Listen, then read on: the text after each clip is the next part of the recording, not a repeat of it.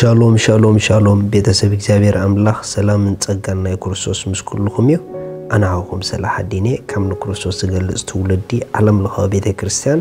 ሎምን ዝማዓልት ዝኸውን ናይ ብርሃን ቃል ክንካፈሊና ሎምን ንካፈሎ ቃል ንዲያብሎስ ስፍራ አይናቦ ንዲያብሎስ ስፍራ አይናቦ ምክንያቱ አብ ህይወትና ስፍራ እንህቦም ነገራት ከነለልዮም ይግበእናዩ ንመን ስፍራ ትህባለኻ ቅድም ስፍራ ማሃብካ ቅድመ አብ ህይወትካ ቦታ መኽፋትካ እቲ ቦታ ተኸፍተሉ ዘለኻ እቲ ስፍራ ትህቦ ዘለኻ መንዩ ጠቃሚኻ ዲዩ ጎዳኢኻ ዲዩ አስተውዕል እንተ ደኣ ንዲያብሎስ አብ ህይወትና ስፍራ ንህቦ ኮይና ንሕና ባዕልና ንርእስና አብ ሓደጋዕቲና ንሕድት ነእትዋለና ምክንያቱ እሱ ኩሉ ጊዜ ንኹፉእና እንተ ዘይኮይኑ ንጽቡቕና ሓሲቡ ይፈልጥን እዩ ንሕማቕና እንተ ዘይኮይኑ ንሰናይና ሓሲቡ ይፈልጥን እዩ ብዙሕ ጊዜ አብ ህይወት ናይ ክርስቲያናት ዘጋጥም ነገራት ክንርኢ ኾለና አብ ህይወት ሰባት ዘጋጥም ነገራት ክንርኢ ኾለና ዋይ አምላኽ ዳአቤሎ ኢና ንብል ኖ አምላኽ ስለዘየለ ይኮነንቲ ጉዳይ ነገር ግን ማዕጾ ህይወትና ንኽንከፍቶ ዘይግበእና ስለንኸፍት ዘለና ባዕልና ንህይወትና አብ ሓደጋ ሓሊፍና ስለነእትዋዩ ምክንያቱ መጽሐፍ ቅዱስ ንዲያብሎስ ስፍራ ንኸይንህቦ ሚዒዱና እዩ መጽሐፍ ቅዱስ ኤፌሶን ምዕራፍ 4 ጥቅስ 27 ከምዚ ይብል ንዲያብሎስ ከአ ስፍራ አይተሃብዎ በኻላ አዘራርባ ንዲያብሎስ ከአ ስፍራ አይተሃብዎ ክብለና ኾሎ ስፍራ ክንበሉ ንኽእል መንገድታት አሎ ማለት እዩ ክርስቲያናት ክንኮን ንኽእሊና አመንቲ ክንኮን ንኽእሊና ዳግም ዝተወለድና ክንኮን ንኽእሊና ነገር ግን ንዲያብሎስ አብ ህይወትና አብ ጉዕዞና አብ አገልግሎትና አብ ቤተሰብና አብ ቢዝነስና ስፍራ ክንቦ ንኽእሊና ስለዚህ ንጸላኢ ስፍራ ከመይ ጌርካ አይትቦን ክትማሃር አለካ ስፍራ ንኸይትህቦ ንዲያብሎስ ከመይ ጌርካ ስፍራ ክትቦ ከምዘይብልካ ክትማሃር አለካ ገለገለ ነገራትና ጽቡቕ እንዳኾዱ ዝባላሽውና ዘለዉ ስፍራ ክንቦ ዘይግበእና ክፉእ ዝኾነ መንፈስ ስፍራ ስለንህብ ዘለና እዩ ብዙሕ ጊዜ ንዲያብሎስ አብ ህይወትና ስፍራ ክረክብ ዝገብሩ መንገድታት አለዉ ሓደ ዓይንና እዩ ካልኣይ እዝንና እዩ ሳልሳይ አፍና እዩ እዞም ሰለስተ ብጣዕሚ ሓደገኛታት እዮም እንሪኦ ነገር አብ ህይወትና ንጸላእ ስፍራ ከም ዝረክብ ይገብሩ እዩ እንሰምዖ ነገር ንጸላእ አብ ህይወትና ስፍራ ከም ዝረክብ ይገብሩ እዩ እንዛረቦ ነገር ድማ ንጸላኢ አብ ህይወትና ስፍራ ከም ዝረክብ ይገብሩ እዩ ስለዚህ እንታይ ንርኢ ንጠንቀቕ እንታይ ንሰምዕ ንጠንቀቕ እንታይ ንዛረብ ንጠንቀቕ ንምንታይ ተተባሃለ አብ ህይወትና እንዛረቦ ምሉእ ስፍራ ክረክብ ዕድል ንህቦለና ገለገለ ሰባት ካብ ስምዒት ተበጊስና ነውፅኦም ዘየድልዩ ቃላት ንጸላኢ አብ ህይወትና ስፍራ ክረክብ ዕድል ንኸፍተሉ ኢና ምክንያቱ ብዘይ ፍቓድና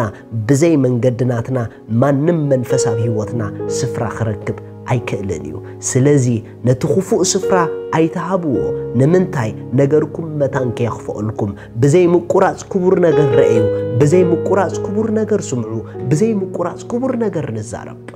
ካብ ክቡር ነገር ምዝራብ ካብ ጽቡቕ ነገር ምዝራብ ካብ አምላኻዊ ነገር ምሕሳብ አይንውፃእ ንምንታይ ተተባሃለ እንተ ወፂና ከም ዝጓዝም አንበሳ አብ ዙርያና ኮይኑ ዝኾልል ክውሕጠና ዝደሊ መንፈስ አሎ ንነገርና ክውሕጥ ንናትና ዘበለ ነገር ከባላሹ ዝደሊ መንፈስ አሎ ስለዚ ነገርክን ኸይወሓጥ ነገርክን ኸይባላሾ ኩሉ ጊዜ በክርስቶስ ራእይ ኩሉ ጊዜ በክርስቶስ ሕሰቢ ኩሉ ጊዜ በክርስቶስ ስምዒ ኩሉ ጊዜ በክርስቶስ ተዛረቢ ገለገለ ሰባት እንሰምዖ ይንፈልጥን ኢና ክንሰምዖ ዘይግበአና ጊዜ ሂብና ንሰምዒና አብ ምስማዕ ሓደጋ ከም ዘሎ ግን ንዝንጉዕ ኢና ዘይ ክቡር ነገር ዝዛረቡ እዝንና ይንሃቦም ዘይ አምላኻዊ ነገር ዝመፁ ድምፅታት እዝንና ይንሃቦም ክንግስጾም ዘለና ንገስጾም ክንእለየሎም ዘለና ንተኣለየሎም ንምንታይ ተተባሃለ አብ ህይወትና ነቲ መንፈስ ስፍራ ከም ዝረክብ ክገብርዎ ስለ ዝኽእሉ ከምቲ ኢየሱስ አብ ምድሪ ነቲ ኹፉእ ምንም ስፍራ ከይሃበ ዝተመላለሰ አነ ንስኹም ድማ ብክርስቶስ አብ ምድሪ ነቲ ኹፉእ ዲያብሎስ ስፍራ ከይሃብና ክንመላለስ ይከኣል እዩ መጽሐፍ ቅዱስ አብ ወንጌል ዮሐንስ ምዕራፍ 14 ጥቅስ 30 ከምዚ ይብል ገዛኢ ዘዓለም እዚኣ ይመጽእ ኣሎ እሞ አባይ ሓንቲ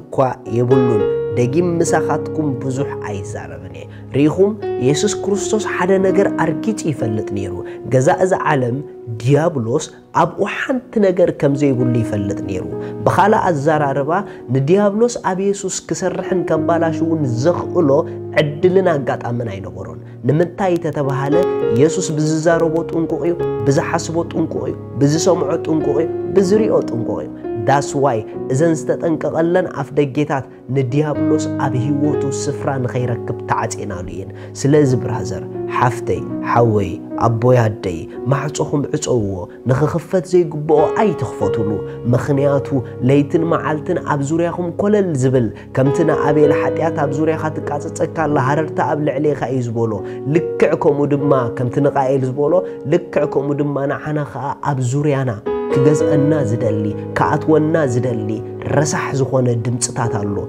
إذا دمتي بمحازتكم كما تأكم خيل خون بحسابكم كما تأكم خيل خون بتري وخ متي خيل خون نجرجن ندخفوا سفراي تهبو نجركم نخيب بلاشو ندخفوا سفراي نهبو قدينا نخيب اللع مخنياتو تبو جميرنا أفرق دون بالزلنا معطونا نكيجا منفس سفرة سلنا بزلنا يو مصحف قدوس نديابلوس تتصارر ويسبل نديابلوس تقاوم ويسبل نسو دما كباهم كرحيو سلازي نديابلوس تتصارر ومبر سفرة يتحبو تقاوم ومبر سفرة يتحبو نسو أبانا سفرة خركب أي فقودونيو معطونا أتصبقنا نحلو شالوم